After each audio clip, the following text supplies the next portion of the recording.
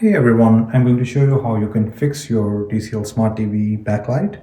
If your backlight is not working or if your backlight is very dim, what you can do is you can simply go to the settings on your remote, top right corner right here. So in the settings, you can go to the picture settings on the top section.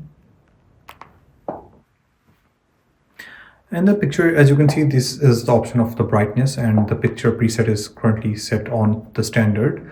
But if you see that the brightness is extremely low, that you are not able to see your screen like this, for example, or if you want to increase it, you can increase it from here to resolve the backlight issue.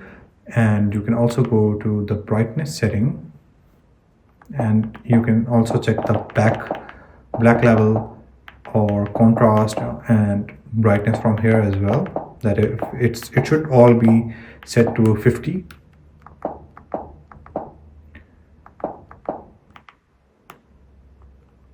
And if you want to increase the brightness, you can go to brightness plus. This is not going to set your TCL Smart TV brightness to the dynamic like it is on eco. So I hope this helped you and this resolved your problem. If it is still persistent, you can get it checked by a professional, because this can be a hardware issue as well. So thank you so much for watching.